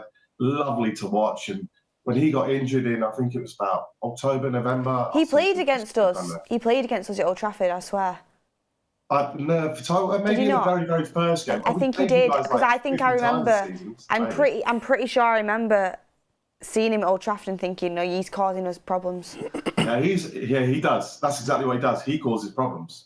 But outside of that, those players that you mentioned, like Connor Cody, some would say Harry Winks, some would say Oliver Skipp. This notion of Premier League experience, I think, is a little bit antiquated. These guys were half decent Premier League players about 5 years ago. The game moves on so quickly, and the game is getting faster than ever. And look at most of the young kids, the best players in the Premier League now, are generally the younger, faster, talented players. And your best player, seems like arguably Ahmad. Most of the other players who are out there are not actually the most experienced players, because you need that speed, you need those fast twitch fibres, you need to be able to react to situations. And people like Connor Cody, Yannick Vestergaard, Harry Winks, Oliver Skipp, even my beloved Jamie Vardy, there comes a point where Dad's Army has a limit. And they are just, you're playing against kids who are rapid. It's like me trying to run against some 25-year-old kid or 21-year-old kid. I've got no chance. So what, Chris Wood? Yeah, Chris Wood, but who's around him? Yeah, he's playing around quicker players, but he's not a quicker player. But his job isn't actually to do the running ball work. His job is to stay there and be the focal point at the top. It's everyone else's job. Everyone else's job is to do the pace and the running around you. So Jamie Vardy could still be effective in theory if he had the delivery from out wide, if he had that quality balls in. But unfortunately, Ruud's team selection is questionable, I would say. And the injury to Fatawu has really hurt us. But the fundamental reason we are where we are is because of several years of poor recruitment. And that's always what it will come down to. Yeah, it'll be interesting to see if he can keep hold of Fatawu, because he's had that injury, but he's definitely someone that can cause problems and is an exciting prospect for the future. Your colleague last time he was on the channel actually said that United should be looking at El Khanous as a number 10 in Amorim's system. Are you trying to steer us away? No, not like that. I'll be honest. There's actually 2 players I would take. If I was United, genuinely, I would take 2 players. I'd take Ndidi because he's going to cost about 15 million, so it's relatively cheap. He's got 9 years of Premier League experience. He's a good pro. He never causes you a problem off the pitch at all. He's a leader. He's a really good conduit for the African players too. They coalesce around him, and he helps them integrate and adapt. He's also, watching today, I thought he played really well in the last game, the one where you got the dodgy offside decision and it was at the end. Harry Maguire. Ndidi does so much of the ugly stuff. So when you watch a highlights package, you don't see him, because nobody sees tackles, interceptions and blocks on a highlights package. It's always the fun stuff. But when you watch him over 90 minutes, you realise things like, being at the net, clearing set pieces away. He's absolutely crucial there. 1 minute he's in defence, he's supporting an attack. There's a player I would definitely have as a squad player. But apart from that, we're not the place to look for players at the moment. We've just been signing loads of dross for too long, I'm afraid. Well, yeah, I mean, it reflects it in the league. I know Maud said you have got some Premier League players, like their typical experience. You've kind of dispelled that kind of notion there with how they've performed this season, and maybe the attitude of some of the players like you were talking about. But last but not least, before I ask your score prediction, you have got Ruben Van Nistelrooy as your manager, our beloved Ruben Van Nistelrooy. Yeah, what are your thoughts on him? Do you reckon he's gonna keep his job, or do you think he could be on the rocks for him? I think that it's a mixed bag for Ruud. I think he was promised certain things that weren't delivered. Like he said, he was told that there'll be money in January to spend to give him a fighting chance of survival, and that hasn't materialised. That's an ongoing situation with us, that promises are not being delivered. I think he's at the stage where he wants out. It's like, I came in here to try and do an honest job. You sold me a pup, and now I'm going to take, my reputation is going to take a big hit because of this. So you better at least give me 3-5 million quid for it. And I think he's at the situation where he won't quit. And maybe we won't even fire him because it costs too much money to fire him. And with PSR going down in the Championship, we can't afford to fire him. So we could be in a really weird situation where our manager doesn't want to be there. He doesn't want to be there. We don't want him to be there, but he still ends up being there. Would you want to keep him or not? If I'm honest, no, not really. I mean, I remember Ruud as a player. He was a brilliant player. I remember he had a bad injury at PSV and he was about to sign for Fergie and then had to delay it a year, and he still came back a brilliant player. You know, electric, played for United and Madrid and the rest of it. But you've got a striker there who's been trying to plug gaps at the back, and it doesn't really work. And we've got a player who's played for PSV, United, Real Madrid. We're in a relegation battle. I'm not really sure this is his forte. And whilst he does talk sense, he comes across as a bright, very lovable man. And maybe with a team like United and those higher standards, better quality of players, things that he's more familiar with, he would actually work better. But for us, it hasn't worked. And I just don't see the Championship being one for him. Yeah, I mean, it's not a good record he's got going on at the moment, but we'll have to see how that goes. He was rumoured to take the Burnley job when Company left, and that was that's a Championship job now. So I don't know. It'll be interesting to see how it plays out. He obviously wants to go somewhere, be first team manager to progress his career, and sometimes you've got to do them jobs to level yourself up. So let's see what happens with that. I'm hoping to beat him today, because we have actually got a very good track record against Leicester this season. Yes, dodgy VAR did help us out last time. Of course you have, Beth. We're horrendous. I know, but look. We're horrendous. We're horrendous. Everyone's got a good record against us. We'll out-horrendous you. Southampton would have beat us at Old Trafford if it wasn't for Ahmad having a 12-minute hat-trick. Like, honestly. We were 2-0 down to Southampton. And and then they got a man sent off. And Fatawu came off the bench, and we actually won 3-2 against 10 men. We were 2-0 down to Southampton. That's how bad we are. Fair enough. Well, a few people in the chat are telling me you're trying to put us off El Canu, so they like him. But let's see. What's your score prediction? Head is a standard 2-0 loss. But because I've got Sky on in the background, and if you're a Leicester fan, you live off that. With the 5-3 game, where I think it was Vardy's first Premier League goal away, the famous game at the King Power. So because they just keep showing the highlights, I've been brainwashed. Another 5-3 to Leicester, because you just can't lose 14 out of 15 games. It just cannot happen. Well, it will happen, but it can't. I know what you mean. Oh God, that was my head was on the moon in that 5-3. By the way, I've never been so angry at a football game. I have been, but it was a mad one. Mordzs, what's your score prediction? My score, Bruno. 3-0 to United. Because they're not going to score. Even though I always think we're going to concede, because we do concede to everyone. But I don't think you're going to be the team. You've gone from no home goal from December to 5 goals in one game against United. What are you trying to do to us? Yeah. Beth's got Bruno as fancy captain. I mean, there you go. Nostradamus. He's going to score a brace today. 1 free kick, 1 penalty, 2-0. You're going to make us look like we're back. Like, you're going to really make us look like we're fully back. What I'm doing is I'm lulling you into a false sense of security. I'm like, we're You're manifesting a decent game. And then we're going to turn up and you're going to be like, what's going on? Yeah, but actually, that's actually the real danger. You guys played 3 days ago. We've had a full week. Maybe your focus was really on, Europe and other things. And if you look at Leicester, we really are so bad that you should just be able to turn up and win. Now, sometimes that will work against you if your attitude isn't exactly spot on. We've got to hope, from our point of view, that you do take us overly lightly. and we do manage to turn up. And we've not had any luck this season. I think we've had like one penalty in the whole season, something like that. So we're due. The way that I look at it is it's odds law of averages. We're due a red card in our favour, a penalty, a decent decision. Like you owe us, right? You've got that Harry Maguire offside decision. Can we have something? Wait, no. You owe us. We give you 80 million. You owe us. All right, we give you 80 million for a 40 million pound player. Hey, that's your own fault. Look, we spent that 80 million on Vestergaard and Wout Fass and a load of other rubbish, so we didn't do much with it. But fair enough. Thanks for the Maguire money. That'll always. And we gave you Johnny Evans. Yes. That was a steal. Actually, no, you gave him to West Brom. We bought him from West Brom for $3.5 million. Well, we made him. Believe that. Yeah, we made Johnny Evans. Johnny was fabulous for us. Like, there's a player who really was brilliant, and there's a got the right attitude as well.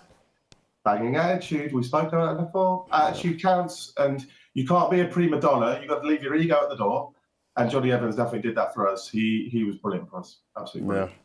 Love it. Well, let's see how it turns out. I mean, I wonder if it'll be as edgy as this Liverpool-Newcastle game. Liverpool have scored in injury time. It's 2-1 to Newcastle. So 30 seconds to go. 30 few minutes left. Is that what it's? Apparently, it's a few minutes. I've heard, but maybe I'm a little bit behind. I've got it on in the background now. There's about 15 seconds to go, and I can tell how desperate you are for Liverpool to get an equaliser late.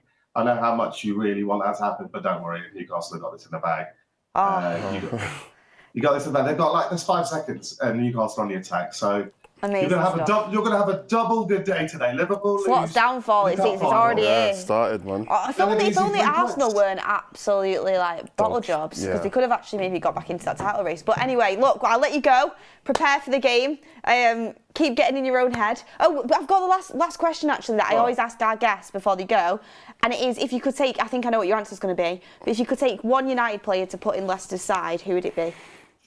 Oh, I love asset values on players. I pick the youngest player who I think is worth the most money. So who fits that bill? Who's the youngest player? I'd say Manu or Ahmad. I'd say Yeah. I'll take Ahmad. Yeah. Ahmad, there's my boy. We really need a right winger. I love Fatawu and Ahmad are very similar kind of players. I call them sexy wingers. Someone who's going to beat your fullback for fun. He's going to skin him inside, outside, cause havoc. I really like Ahmad. I'll take it. Thank you very much. Good luck for the Championship next year. Yeah, we're going to need that. League One's coming, don't worry, all good.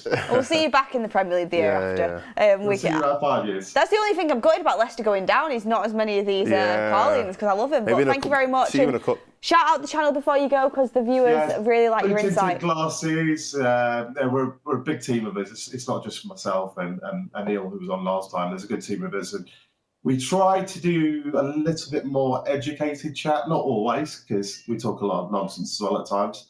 But we try to actually have a proper quality debate and leave your egos out the door and just give your insights into the game. So Blue Tinted Glasses on YouTube and X. Give us a subscribe, give us a like, come and join us. Feel free to come and laugh at us after the game too. So I'm planning to do. Misery. Yeah, you can join in. I'm sure we can get you a link, Beth. Come in and have a laugh and enjoy everybody's misery. And we've been doing it every week. It's not fun watching your team play horrendously and then have to talk about it. Join the club. Join the club. Join the club. Oh, honestly. But thanks for having me on. I appreciate it. Yeah, we appreciate it as well. Go and check that out, everyone. Thank you very much for joining us. And yeah, good luck in the Championship next year, as I would say. Yeah, and that's not even banter. That's genuine. Mordzs, again, another great guest from Blue Tinted Glasses. We found our little scouting. We've scouted in the right league here. Yeah, 100%. It's like you stumble across a certain league and you're like, this has got the talent in it. We're like Brighton. Yeah. We have to get these guys on for another random game. Or get them on the forum. I'm glad they're going down because I want to do more stuff with them, but I'm sure we can in the future. Yeah, definitely. I'm just looking at this Liverpool game. Stuff. I'm seeing live 100 minutes. They played 100 minutes of football. Extra injury time. They're doing anything they can to get Liverpool back into this game. Reefert says Vestergaard is a great player. Play him. I think he's having a bit of banter there. Glazers out says Mateta or Gyökeres. We had a bit of a Mateta or I picked Gyökeres, but Gyökeres, I was saying on the last build-up show, right? Is Mateta is. Oh yeah, you're gassing up, innit? Yeah, because people forget where we are. Mateta would do a good job for us right now, is all I'm saying. Caleb Calamity says, does anyone actually know what Mainoo's injury is? I'm hearing more about Ahmad coming back than Mainoo. Same with Binder, all suspiciously quiet. Yeah, we do keep our injuries very, very quiet. I think Mainoo's is a leg injury, but I thought he was going to be back before Ahmad, but we've not really heard much on him yet. Yeah. And we have Glenn C saying Romano said Kenda didn't want to play wing back. Lee Kate Time says, hi guys, great show. Kenda does not want to play wing back, so it's not our club's fault. The player wants to be a winger. It's not happening under Amorim. And Alex Fincher says, Kenda wanted to stay at Sporting next year. I think that's where we lost out. We need players now. Remember Klopp crying. So first super chat saying, hey Beth, do you prefer Bruno alongside Casemiro or as Cam? I keep changing on this one, and I need to not be a flip-flop because I don't want to be a flip-flop. I don't want to keep going back and forth. I think as Bruno embarks onto the latter stages of career, going into his 30s, his best position in the Amorim system is going to be in that deeper role in the pivot. I don't think he's going to be a number 10. I think next to Ugarte in there is probably Bruno's best position. He's more disciplined, and he's still. I mean, he scored a hat trick from playing from that position. He can still get involved in the attack. I know he's 2 penalties, but I think we need someone. I think we need players with a bit more pace and a bit more pace and physicality in them front 2 10 spots. Yeah, a bit silkier on the ball. And I think as well, Bruno probably not even probably he does kind of play better when he has players in front of him who are more attacking players. Yeah, you know, if he's played, you know, in a formation where he's one of 2 or 3 really actual attacking players, it means that we're going to have to rely on him to probably get all of our goals. Whereas the reality is, if he's playing in that double pivot and we have 2 10s who are really good on the ball, who are also quick and getting behind, great finishers, and we've got a good striker, and we've got 2 wing backs that can also do the same thing. I feel like that for Bruno, that is like a dream because he has got so many options that he can play with. He's got so much runners. It's kind of like it fits perfectly into how he plays anyway. So I agree. I think he works better in that double pivot. Yep, Newcastle have won the Carabao Cup, by the way.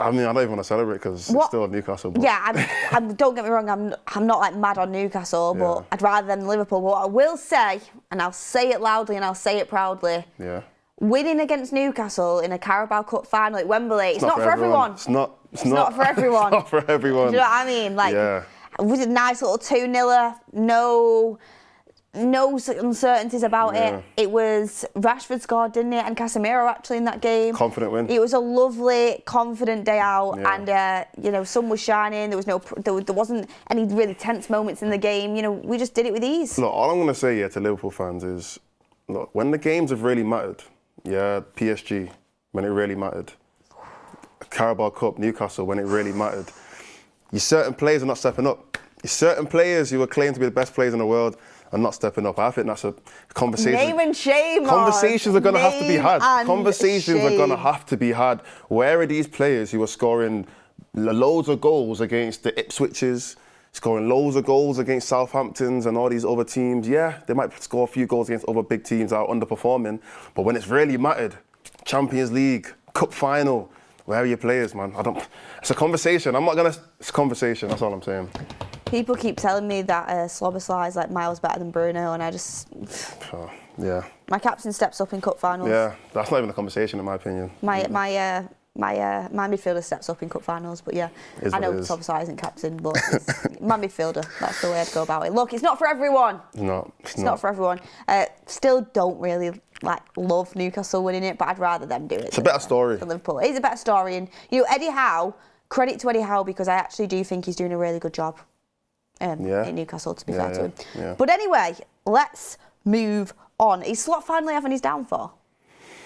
Downfall. I want to see his post-match interview because I saw the excuses creeping in after that PSG loss. Did you see it? He was going a little bit Klopp mode. I saw Twitter. He was saying that it's unfair how they finished top of the group, but then they ended up getting someone like PSG and And I thought, you're complaining about that when the amount of luck Liverpool have had this season, and plus, you know, if they'd actually, you know, gone full throttle in every single one of their games, they would have ended up getting, I think, they would have either got PSV, they wouldn't have got a PSG, but they rested certain players in certain games towards the later end of the kind of the first stages of that competition. So it's your own problem. Look, I think, with Liverpool, I know there's a few more people that are coming into the chat, probably a few Liverpool fans coming in.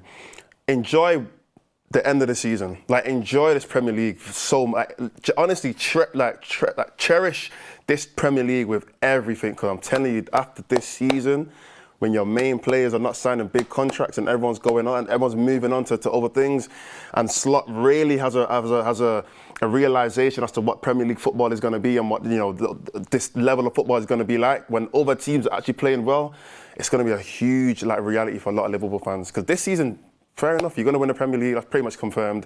But I promise you, next season's going to be a real eye-opener. When they lose certain players and it's like, oh, wow, we have to actually win a Premier League with Slot's team. But what is a Slot team? We don't even know what that is yet. So let's see what happens then. By the way, Mystic Mordzs, because you called the City downfall as well. Listen, I'll call this from now, Newcastle will finish above Liverpool next season. 1,000%. 1,000% Newcastle 1,000? 1,000%. They're going to keep this. They're probably going to keep... on it. I'll bet, I don't know. I'll think of something, innit? I'll think of something and I promise you I'll do it. But 100%, I think Newcastle have a better trajectory than Liverpool do right now. Liverpool rebuilt their midfield and they have got some top players. They really have. But where's Salah going to go? And, where's Van Dijk going to go? You've seen that conversation he was having with PSG in the tunnel. You've seen that one. I think, Trent's probably going to go to Real Madrid. Yeah. They've got areas where they need to recruit. Arne Slot yet hasn't made a major signing.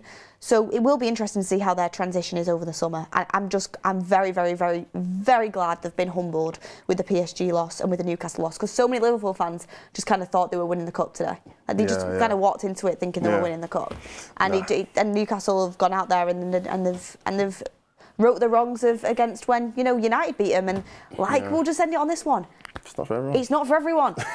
Beating Newcastle in the Carabao Cup final is not for everyone. And you know what it is? I'll be shameless. I'm not going to say that you're a United fan. I don't care. I'm a shameless United fan. Liverpool losing makes my day.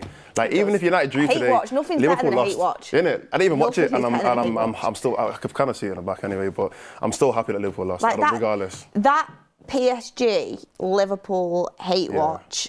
Amazing. That fed me for a couple weeks. The way how Mendes just handled Salah like he was nothing, like he was a child. I'm telling you this, when the big games are being played, you guys know what I'm talking about. Let's just move on. A lot of people in the chat are asking, because they're coming over from That's Football, why is Eriksen on the bench? Amorim said it's to do with fatigue and rotation. Certain players have played a lot of minutes, they're fatigued, so I assume that's why Eriksen's on the bench. I'm gutted about it. He's my player to watch. I think he's been growing in confidence. I think he could have done with a goal today.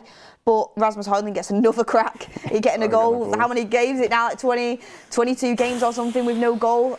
He looked improved against Sociedad, but he needs to get that goal over the line. He really does. Mason Mount makes a reappearance to the matchday squad since the derby in December. I mean, Mordzs, and you know what, this is like saying if pigs can fly, do you know what I'm saying? But if Mason Mount can stay fit, do you think he takes that number 10 spot in Amorim's system as a starter? When everybody else is fit as well? Yeah. Answer that, but also, if everyone in the squad, and we are going to buy number 10 in the summer, so we'll cross that bridge when we come to it, but if everyone in the squad is fit, Europa League final, everyone's fit, everyone's ready to go, who are the two 10s? That's difficult, you know what? Yeah. So did you say, and we buy a 10? Oh, just the guys that are available now. Just this season. Everyone in United's squad, just imagine in the perfect world, it won't be the case. But in the perfect world, everybody's fit and match fit. So you've got Ahmad match fit, you've got Manu match fit, you've got Bruno match fit, you've got Xerxes match fit, you've got Mount match fit. Who are the two 10s? Get in the comments. It's difficult. You know what it is? It kind of depends on where the other positions, like who's playing in the other position. Because like you said, Ahmad would be a starter anywhere he plays. So if he's playing as a right wing back, he starts there. If he's playing as a 10, Ahmad starts as a 10. So again, it depends on whether or not he starts in one of those two positions. If Ahmad is starting as a 10, he's there, and that just leaves one more place. And then again, Bruno, if Bruno wants to start as a pivot, he starts regardless. So wherever Bruno wants to start, it's his choice. So I'm going to just say Bruno is playing on the pivot, so there's still one more position to play there. And it is out of Mount, probably Xerxes, because I think he's probably going to stay in this position next season. And maybe Manu, I think those are the three, because from what we saw from Mainoo before he got injured, it was working until he got injured. So I think those are the three players who, when everyone's fit, I'm trying to think, have I forgot someone? That's just obvious. I'd play Ahmad right wing back personally, if everyone's fit. If everyone's fit. You think he'll drop Managerial? Because Managerial will be the only other option there. You play Managerial at centre back. If everyone's fit. I don't think he start as a centre back if everyone's fit. Really? Oh God, we're going into a spiral. I think he does. I think he does. I don't know. I think Managerial starts as right-sided centre-back if everyone's fit. I'm going to be honest. I think he's mobile. He can definitely do it. I think he's really good there. Because he knows how to be a full-back, he drifts over really well, distributes the ball into midfield well. I think he does. I think it's a really tough one. At this moment in time, I'd lean towards Xerxes. If Mount is Mason Mount. If he is, yeah. If he is, I'd lead to Xerxes and Mount. I'd have Bruno in midfield and I'd have Ahmad right wing back. But then I'm like Mainoo. But I just don't feel like I've seen enough of Mainoo. That's the thing. I'm not seeing under enough. Amorim yet. But from what I did see, it was working for a second, for a good second. But I've not even seen enough of Mount under Amorim either, so it's hard. I feel like we give him Mount. Honestly, not even sound like. Probably Mainoo and Xerxes actually. I thought I was going to say. But I'm just thinking, can Mainoo get around the pitch as much as we need? As much as Mount can, because Xerxes is not the most mobile either. Oh, it's hard. Get in the comments. Just buy someone. Just buy someone and they can play it. Look, we're going to pass over to goalage now. This is definitely a topic for another show that we're going to have to talk about. We stumbled on it towards the end of the show. Yeah. Hit a like on the video if you've not already. My score prediction is 3. It was 3-1, but now I've heard that Leicester haven't scored a home goal since December. I'm going 3-0 United. You're changing it. I mean, you put it in the chat already. Who are you going with? I said 3-0. So you're going 3-0? Yeah. I'm copying you. I'll go 3-0 as well. 3-0 United. Let's have it. Bruno FPL captain. I just want us to score some goals. I hope Chido gets on. Hope maybe Harry Ahmad gets a couple of minutes. We'll see. Amorim might be quite reluctant to throw players in. But let's see how we do. To be fair, I might stick with 3-1 actually, because Onana has conjunctivitis apparently, so he might not be able to see the ball. So I'll stick with 3-1. Look everyone, thank you for watching. Go over to Goalbridge. He's doing back-to-back watch-alongs. And go and infiltrate the chat with... Get Onana some glasses. Yeah. Get Onana some glasses. Sunglass emoji as well. Yeah, go and infiltrate the chat with that. Come on, United, and yeah, we'll see you after the game. Yeah.